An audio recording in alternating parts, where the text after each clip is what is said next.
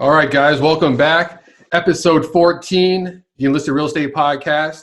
Got another quarantine edition here on the computer. We got Brian Baker. What's up? I am Richie Fortunato, and we have a special guest, Wally Franquiz. Hello, everybody. What's going on, Wally? Living the quarantine dream. Yeah. Wally works Park Square over down in Davenport. He also just started his own podcast called the Florida Real Estate News, right? Yeah, we have one episode down. It took a lot of effort to at least get over the fear of being on camera alone. Was a lot to do, but yeah, we have episode 1, and we're gonna be doing episode 2 sometime soon with Andy Rimmer. He also worked for Parks for Homes, and he's out in Tampa. What do you think of it? How was the first time? Well, let's just say there was a lot of editing going on. After I did the video, I had to delete a lot because, you're not thinking about this is going to get published. So I'm thinking in real time. There were a lot of ahs, a lot of coughing going on, and so I'll be more mindful about how I do it next time. But it's a work in progress. Yeah, did you get the bug? I'm already planning, what we're going to do next. And kudos to you, because you were a sort of an inspiration to get started. I do see a lot of people doing virtual media to do shows and everything. So it was a good nudge to get going too. So thank you. As long as we help somebody. Hey, there we go. I like that. That's a positive mindset. Good way to start the day. Appreciate it. So I'm going to jump into a little bit about you first, because I was looking at a couple things about you, and you've been doing this a long time, probably longer than me and Brian combined. I don't know. I started in 2003. Yeah. So it's longer than us combined. Yeah. So I started in 2003. I moved into Florida from Massachusetts with zero real estate background. I had no knowledge or experience at all. My background was I was a diesel mechanic by trade. So I had a home that I bought when I was 24 in Massachusetts, and I sold it, and I had some equity on it. So I moved here and I bought a place. And then I rented it out and I bought another one. And that sort of caused me to chain reaction of buy and sell homes. Next thing you know, I was dealing in real estate, and I was like, well, why don't I just get licensed and do that? Because I had been looking for mechanic work all along. And in the meantime, I know you asked me about a profile you saw. I don't know where you saw that, where it says that I'm a boat captain at Disney. Specialty cruise captain. That's right. So when I first moved here, I needed to, kill some time while I found a job as a mechanic and so on. So I started working at Disney as a lifeguard. And I moved to a little place called Lakeshore in Lake Wales. And I would commute from Lakeshore, which is an hour and a half, to Disney every day to work there as a lifeguard. Jesus. And then one day they opened this opportunity to change my status from full-time to what they call casual regular, which is a one-day-a-week gig. Mm-hmm. And I was already started in real estate. So I was like, sure, I'll do that. But I never quit, and I've been there going on 17 years. So you still do it once a week? I do it Monday nights, yeah. Nice. That's when you love what you do, right there. That's dedication. Yeah. But it's a lot of fun. It's a 3-hour shift. I go there for 7 p.m. I have a boat. I set it up. I put, my coolers, my drinks, and my snacks, and then I meet a family from who knows where, anywhere in the world. They go on my boat. We cruise around the lake. We go see the fireworks show at Epcot. I go back to the dock, empty the boat, clean it up, and go home. So how does somebody get on that boat? You have to call the recreation line at Disney, and then do a request for a firework. They call it it's called a specialty cruise at the yacht club. You're gonna see Brian on that next week. You get if they're open, if they're open, yeah. So you can fit up to 11 people. A lot of people do it because you can fit 10 people in the boat, and it's like $350, but you can split it, and then it's a lot of fun, man. It's great. Not bad, actually. You have 3 families, and yeah, yeah, you'll probably see us on there. Now that I know, but I never knew about that. Yeah, it's one of those, they call it one of those hidden treasures. Huh. Disney's got a lot of that type of stuff.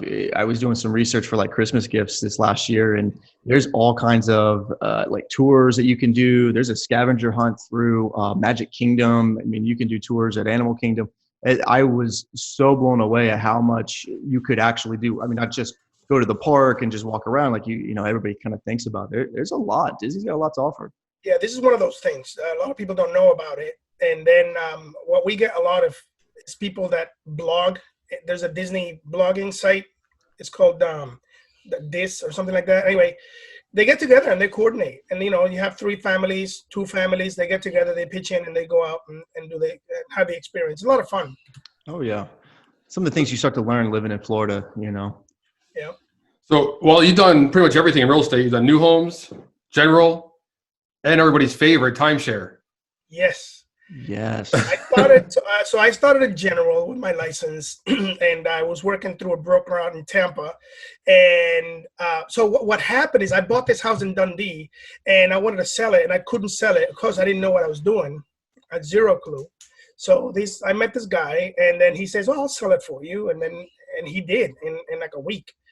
And I was like, "Wow, that's pretty good." And then I saw what he got paid, of course, and I was like, "Well, you know, you tell me more about that." And he says, "Well, get your license and come see me at this address." And I don't know if he forgot about me or what, but I went and got my class. I got my license, and I went and knocked on his door in Tampa. I was like, "Hey, I got my license." So back then, this is before social media, we had the magazines that they put in these boxes. They still do a few places, the home magazines and so on, Homes and Land and whatever. So what he taught me to do was to put a full page ad on this magazine with some vague description of a home that I knew I could get the customer in the new home market. You know, without breaking any rules, without bending any rules or anything. It's an example of a home that they could buy. And man, my phone would ring and I would start selling. And I started selling homes from Bartow to Lakeland, Winter Haven, Davenport, Haines City, all over Central Florida. And then I specialized on that. So my first real estate experience as a real estate professional was helping people buy new homes. And then I had a short falling with the broker from Tampa, so I went and joined another office in Kissimmee. And then shortly after that, I was offered an opportunity to work as a new home counselor with Adams Homes. And then I met Becky Boucher, and then Becky hired me to work for Mercedes Homes across the street from where I was working. And I opened that community up. And then after that, I did the timeshare, and then the market came back up. And actually, I did the timeshare when the market just started crashing. And then I came back from that. I opened my brokerage again because I had my broker's license by then. And then I did short sales, a very large amount of short sales. And then I got a little burnt because, you know, you can get tired. I was doing like 80 listings at a time. Jesus. By myself, and it was just daunting. It's a lot, especially with a short sale. Yeah, that's a lot of work. That's Yeah, tough. and I was negotiating them myself, so I was a slave to my desk. So how easy is new homes compared to that? Well, so it's a lot easier, to be sure, but there's still a lot of things you have to pay attention to, a lot of important things you have to pay attention to. So in comparison, it's a lot easier, but it's still as important work. So let's talk about that process, because we had it requested to kind of talk about the difference between new home contracts and resale contracts and how that works. Yeah. Since you've done both, what is the biggest difference that you see, or is there anything that because a lot of times we get a lot of new realtors that don't know, right? And they'll be like, "Hey, my buyer wants to make an offer. I'm going to send you an offer." I'm like, "No, dude, just text me. Let me know what it is." Yeah. You know. It's not a standard FAR bar contract here. It's a little different. So there's a lot of us out there working in real estate, and there's a lot of agents that don't necessarily present written offers. And the job of the listing agent is to present any and all offers, even verbal offers. although verbal offers are valid but not enforceable. So if you have a good relationship with the listing agent and you know them personally, say, look, you're listing that home for 230, my client's going to give you 210, run it by your seller without a written offer package. Mhm. Some of that is going on, but the proper way to do it is in writing. This is in the resale world. This is the resale world, yeah. Right. Yeah. In the new home world, it's totally different. Well, you know, with the way we present offers at Parksway Homes is a format and there's an order and there's a particular way of doing it. You can't just call your managers, hey, they're going to offer this for that house, and that's it. And especially in this market, because Central Florida is still one of the hottest markets in the nation. So when I find people that want to make offers on homes, you know, my answer usually is, how do I put it? So the seller doesn't have a need really to look at low offers because the homes are selling, they are moving. So there's no desperation to sell homes in a way. Right. You know? Absolutely right. Yeah, We had a price increase during this whole, pandemic that's going on. I mean, we're selling on a regular basis. We had, there was 2 sales last week, and looking at a couple more here, and with price increases, like we're not giving them away. We're the market's still good and moving up. So yeah. And when I would tell somebody something like, hey, if I'm not the one to create urgency. I did plenty of that in timeshare world. So here's the opportunity. It's yours to have today if you want it. If you want to go think about it, it's fine. Go think about it. But when you come back, it's very possible that the home is going to have increased. And they would often think that I'm trying to pressure them or trying to play some kind of trick. And they come back 2 weeks later, one in the same house, and the price had gone up. There's nothing I can do. Right. The price is the price. Yeah, we had 2 price increases. We just got another one. We have one every 5 sales, and we just had 3 this week. So it's not actually. Well, I had 3. Denise had 2 or 3. So it's not slowing down. And just because a builder has the inventory doesn't mean they need to discount it at all.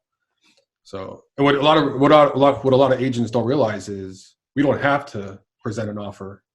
If it's too low and we know it's too low, we can just tell them no. Yeah. So, Happened to me last week.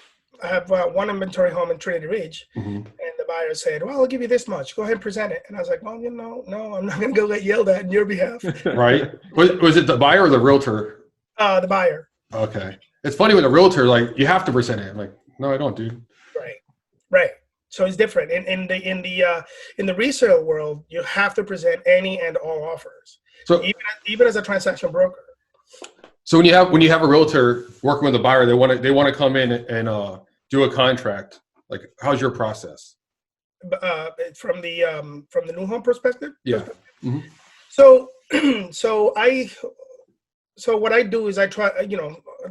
So the buyer is a mutual customer between me and the realtor. So the buyer represents the realtor represents the buyer in the personal capacity, but I represent the seller and the new home process. So I try to be, the way I look at it a lot of times is I'm the center spoke in the wheel, and I'm in the middle between the agent, the buyer, the lender, a lot of times the builder, the vendors, my boss. So I sort of try to coordinate and orchestrate the process, and I tell the agents that I'm going to be working directly with the buyer, and I would encourage them to be there at all times, and I keep them informed of everything I'm doing, but I would request that they also take the initiative to be there, because that's what they are doing. They're representing the buyer. Even after contract, I ask my realtors to come by the house, check it out, every so often. A lot of them don't, but the good ones do. Right. Let's talk about that for a second, because I think that's a cool topic, right? So, what are between either one of you, and I know I got my opinions on it, but you have an agent comes in, experienced, brand new, whichever, and then contracts written. What do you prefer? Do you prefer them disappearing and coming back, collecting their paycheck at the end, or do you prefer them, being a part of it, more than just, hey, attached to an email update and correspondence? What do you prefer? I'll let you go first, Richie. So it depends on the realtor. So you have good, there's a difference. You have the good ones who know what they're doing, and you have the ones who want to pretend like they know what they're doing, right? And the ones that pretend like they know what they're doing end up causing more issues than resolving, because they're the ones that like pointing unnecessary things out or just stirring the pot when they don't need to, instead of the good ones who just come and show up for the customer and is this there for more for support. They'll walk them through, but they're not going to cause any issues. They're not going to create any drama. So it depends on who. More often than not, I just like them to stay out of it. But I'll always keep them updated, Of course. So, but, when they come and do it's good when they come and do the pre-con with them. It's good when they do the drywall, and it's good when they do the walkthrough at the end. But if they're just gonna be quiet and just go along with it, good. If you see stuff, they're also supposed to be an extra set of eyes. I'm dealing with a buddy of mine, Raj, in Chicago. He's bought his first townhome in Chicago, right, from a builder, Nice. and his walkthrough was like, I think it's coming up. He closed on the 22nd, and I'm like, dude, go walk the house right now and just start making a list of everything that's wrong, and that way you're already ready when you do your walkthrough. And when you do your walkthrough with the builder, make sure everything's written down. Because I know the builder too. So they're not all builders are not the same. They're not. So you want all that stuff. Not all builders in different divisions are created the Right. same. Like that's another part too. Most people don't think about. You Yeah. come from one builder and 5 states away. You come here. It's run by a different management. Per se, it's all the same. Over, but it can be different. Yeah, I was like, dude, make sure you just notate everything because it's gonna be a pain in the ass to get closed or to get fixed once you close. They're not gonna want to come see you, Mm-hmm. and it's a lot harder to schedule, repairs with vendors. And Oh yeah, absolutely. That's good. Yeah, It's I like to have them get involved. I like them to be there, but you have to, in the beginning, you have to clearly draw a distinctive line about what their function is, what their role is, because you don't want them to come in and start, going outside of their duties. Yeah. To put it very simple. But yeah, it's good for them to get involved. I encourage that. I think that them being involved is great, but sometimes it's I hate to say it, but I think it's kind of what it is. They're trying to justify that paycheck, right? So they feel like, oh, well, I'm not doing anything. The buyer doesn't feel I deserved my commissions check. So they start to say things that aren't really much of a matter, or you know what I mean. And they start poking the bear, and then the customer starts to question things, and then their experience is different, and then they're unhappy, and I think that's where the problems come in.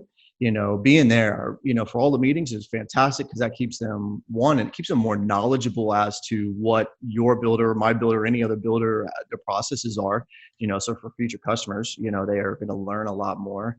And then I think the other part is that customer itself is just going to have more of a respect for them, for their future referrals, right? That's what they want, for them being there. They don't have to necessarily just kind of try to point out, oh, there's a scuff on the wall here. Well, yeah, we haven't painted it yet. So, I mean, like, it's okay, so that's when I think that the issues more or less come about, but be there, be a part of the experience with the customer, and honestly, it's just a learning experience. I go to the meetings still, I've been doing this a long time, and I still go to pre-construction meetings and pre-drywalls and the walkthroughs and all that because I learned something, or something maybe I kind of forgot about is a great value. Oh man, I totally forgot about that. I'm going to, add that into, my sales presentation. So I learn a lot. Yeah, we learn something every day. What I was saying earlier about them keeping within their duties is, don't try to get involved in the mortgage. That's one of the things that causes a problem when they blow out the mortgage representative's phone about questions that they may or may not really understand, or they may or may not be able to have an influence or fix it. So I always tell them, come to me first, and then we'll figure it out from there. But going back to the subject, the new home sales versus the resale is a lot easier. And there's a lot of agents that are smart or savvy to get the phone to ring, to bring a client in and to do the contract, and then they just straight up disappear. Yeah. True, a lot of them. true. A lot of them do. And you know what? And I hate to say this, but it's okay too, because at the end of the day, I'm going to service that account from A to Z. And then I can still go back to that agent and say, if your phone rings again, please bring them here. Yeah. Mhm. No, I don't know. knock them for it. If that was me, I'd be selling all new construction. If I was a realtor, I'd be selling new construction because you literally don't do anything. Like all you have to do is find the customer and walk them in, and then we do everything. The contract, updates, everything is done through us. That's right. You know, so I don't, dude, do your thing, make your money, bring them in. I don't care if they have a realtor or not, as long as they come in and they buy a house. But check this out, though. If you talk to any of the really successful agents who specialize in new homes, the ones that don't spend a lot of money in advertising, the majority of their sales come by way of referral. So the objective of a new home. So if somebody is just licensed, somebody just got their license, and you want to explain to them what their end goal is, the end goal is to have 100% referral business. Right. And the only way to get that is through service. So yeah, you can disappear and wait for that check and go fishing for more customers. But if you have a good relationship with the buyer because you service that account and you were there all the time, when that buyer talks to their uncle and their aunt or the cousin, they're going to refer you. 100%. Oh yeah.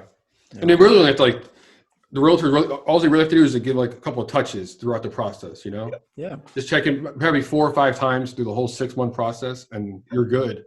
It's not labor intensive. Another thing about resales is there's a lot of work involved in that. Resales are involved in everything. So let's talk about that because you did resales. Yeah, a ton of them. So like new homes, usually it's a 6-month process. Yep. You know, if you build resales, your contract to close in 45 days at the most. Right. But what happens in between is a whole lot of work. So first of all, you have to find that buyer the home. That means you have to show them who knows how many properties. And you can spend a lot of gas and a lot of time showing property. So if you haven't developed a system yet, you could spin your wheels a lot. So the first step is to narrow down the options for the buyers into 3 that they can choose from. Once they make a decision on one of them, then you have to present the offer. Challenge in this market in that part is that it's very active. So a lot of buyers present offers to homes that by the time they sign the offer package, the home is no longer available. Right. Or they go into a multiple offer situation. Now you have a bidding war. And they really, really, really want that house. So they go high. And then guess what? It may not appraise. Right. So that's, you get the invert. Everybody wants a good deal and they're going low ball, and then they don't even end up with a home at all. And they look at 150 homes and it takes them 2 years to find something. The prices are 50 grand higher. Yeah, it happened to me countless times. And then so now you go into contract. Now you have an agreement. First things first, you got to get that inspection done. Now in Florida, most people use the as-is contract. But the fact of the matter is that if the lender requires a repair, now you have to get into this. Will the buyer spend money on making that repair to make sure the sale goes through? Will the seller allow the buyer to make repairs on the home that they don't own yet? Will the seller be willing to spend money on a home to make that inspection conditions go through? So now you have to go through all that inspection process, and then after that, of course, the appraisal, and then the moving, and then 2 months later, your water heater broke and you don't have a home warranty, and the truth is there's a lot of resales out there. People will buy resales, and that's fine, but there's a lot to look at. Whereas when you buy a new home, it's a brand new home and you have your warranties and nobody lived in it, and you're protected. So there's a lot of benefit. There's a lot of benefit. You can buy more home for the dollar in the resale market. Typically, in some areas, it's kind of the same. That's why we're booming. But there's a lot of things to pay attention to when you buy a resale home to make sure you don't have to have bigger headaches later. That's why the contracts are so different too, though. You know what I mean? Like the contracts that we have are ours. It's a general contract, no matter which of my communities you go to. It's the same contract, and it's going to talk about different processes of building a home and what those procedures are going to be. A FAR contract, like you said, you've got like it's an as is. There's other things written into it for financing. Specifically, part of that offer is I'll offer you an earnest deposit versus for builders, there's going to be a set earnest deposit, and then other aspects of, the time for due diligence and all of that. You know what I mean? Like there's a lot that gets lined out. And that's what makes it so different, is because it's much more, hands-on. It's not new, and who knows what's, wrong behind the walls. So definitely knowing the differences in those contracts, that's big. Yeah, absolutely. And when you're dealing with a seller's agent, so if you're a buyer's agent and you're dealing with a seller's agent, a lot of times everything has to go through them. I mean, most of the time. So you don't talk to their customer, they don't talk to your customer, and that communication process can be, difficult.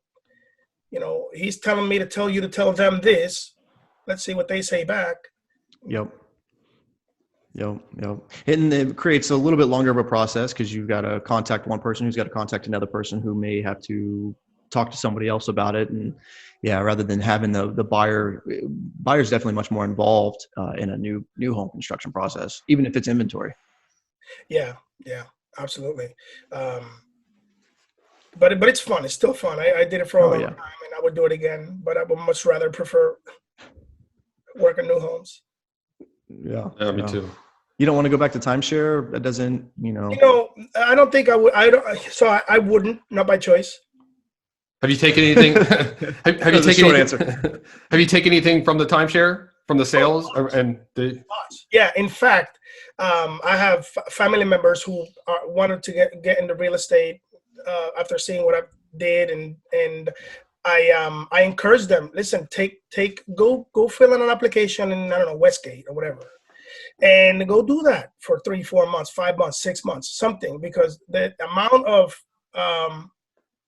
so just being exposed to a buyer face to face, you have 90 minutes to sell somebody something that they didn't come to buy, and that's the only way you're going to make money. So that grind to me was invaluable.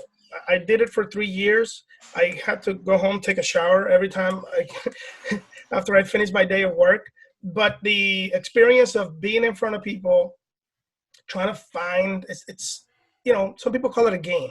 It's this psychological process where you try to get into their mind, try to find out what it is that's going to make them buy, and then discovering that, and then turning that from a commitment.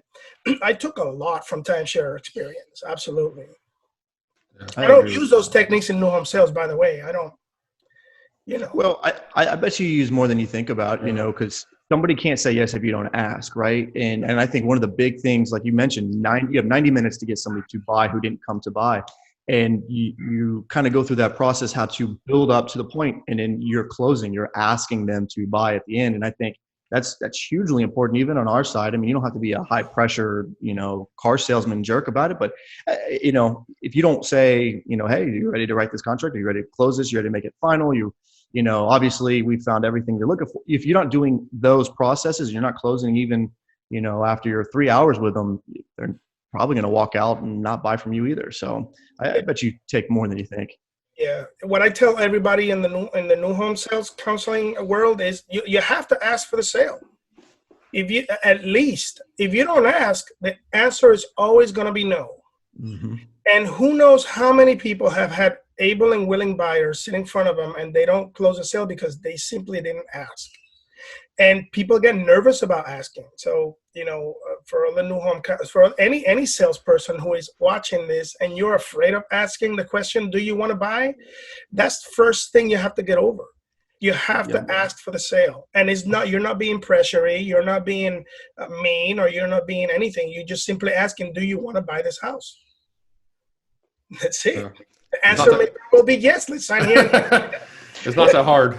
Yeah. Think about how many buyers, they don't know the process. Maybe they don't even, they're sitting there like, am I supposed to buy now? Like, I love this home, or maybe I'm not supposed to. Maybe the next part is me going home to think about it, and then I forget and do something else, right? Like, they don't always know. They expect you to do that. Not everybody's a driver personality. So even if you're scared to ask, there's other ways to get to asking without asking. Right now, you can tell us when somebody likes it. And you can literally just sit there and tell them the process of what we're going to do. All right, this is what we're going to do next. We're going to call a lender. You get pre-qualified. You're going to sit down. We're going to pick all your structural options. Mm-hmm. Yeah. Right? Yeah. So what do you think? What do you want to do? Yeah. And so there's that. There's people like you have to sort of handhold through the process, and they love that. That's what they need. Other people, you have to nudge them a little bit. And then there's other people you have to, take it away from them. So it depends on who you're talking to and how you're going to approach that particular sale. But you always ask. Some people just walk in with checks. I'll tell you that right now. Yeah. Oh, yeah. Listen, if you're Richie, that is true. I've seen it. I kid you not, I've seen it. And I remember just like falling out of my chair thinking, no way, that person did not just walk in and hand him a check. First time meeting, like, I'm here to buy a house. I don't care what you got. Just give it to me. I remember Richie would sit there and he would ask, talk about like, well, what would you put in the home structurals? And he would go through the process, and then I'd hear him go, what's the check that you're going to be, putting your deposit down? And like, he would just roll like, and they would kind of, oh, okay. Well, I guess that's the next step. You know what I mean? Like they would just almost as if we were doing this the whole time, so, which is good. Yeah. That's where I'm going to roll out. I'm going to open a new community at, Tarpon Bay in Haines City. And they are going to be matching sort of what some of the other builders do, like LGI and Starlight, which is a different process than we're probably used to. Mm-hmm. Or it's going to be something like that. It's like, hey, welcome. Well, come on in. You want to see the models? Well, you got to get pre-qualified first. You don't see anything unless you're pre-approved with those. There's no point. If you don't have a pre-qual, there's no point in looking.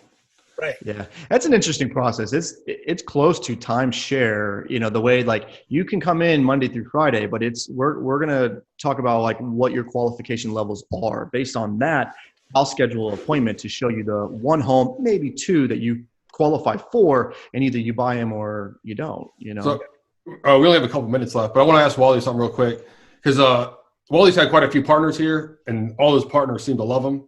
I've never heard any complaints about Wally. Wally's actually like our hype man at our meetings. There you go. But I want to know, like, so we've talked to some other people about this. What makes a good partner, Wally? So I also have a process for when I start working with somebody for in a new community. The first thing I do is sit with that partner and establish some ground rules that are for in-house because we're going to work together day in and day out. And one of the things I say is like, there's no reason why we should ever go to management for any things that we can resolve in-house. Let's start with that. Right. You and I are going to work together. We're going to get along. And if there's any problems, we're going to solve them here, you and me. If we have to go up to management, then we'll do it together. And then now you have a working relationship with somebody in-house. They're not your enemy. They're not your, counter or anything like that. So another thing is collaboration. If somebody somebody walks in and they're working with somebody else, I will help them. I know I'm not getting paid on that deal, but guess what? It's still a company customer. And if they need my help, I'm going to help them. But I would expect that from my partner as well. Right. And then the other thing is customers, because the majority of problems that occur between partners in the new home sales world when they don't share the floor is this is my customer, not yours. So in our system, we have the prism where you log your customers into the system. So we honor that. And in my community, we honor that. So you have a customer, you put them in the system because I don't know who you're talking to. And if they come back later and they're not in the system and they didn't tell me that we're working with you, I'm going to write them. Right. And I would expect you to write my customers if I didn't register them. So it's a matter of having a mutual understanding and then getting along, having a good work environment. Yeah. I think it's one of the biggest things in an office. You have to have a good relationship with your partner. Yeah. Because they know when you don't. So you're going to be working with them for who knows how long. So it's to be happy. It's very important. I had this guy named Brian. Whew, man. That dude was a jerk. All right, Wally, man, I appreciate you coming on today. Hey, it was awesome. Thanks, bud. Yeah, guys, check us out. YouTube. Go check out Brian's sexy face. Give him a thumbs up on YouTube. And that's right. Any now I got a fresh haircut too. Oh yeah. Ooh, you are looking sexy today. Yeah. Wow. No, I feel good now. Well, what do you put in that hair? What kind of product do you have? Just juices and berries. Yeah, juices and berries. But check us out any wherever you stream your podcast. If you got any requests on topics, let us know. Yep. So 14. Hopefully this is the last quarantine edition. We need to get back. Oh my gosh, please. Face to face. I'm tired of this Zoom. Absolutely. I know. Gets old. Share it with your friends. Let's get this out there. Nice. See you next week. All right, it's great. Later, guys. Take care. Have a good one.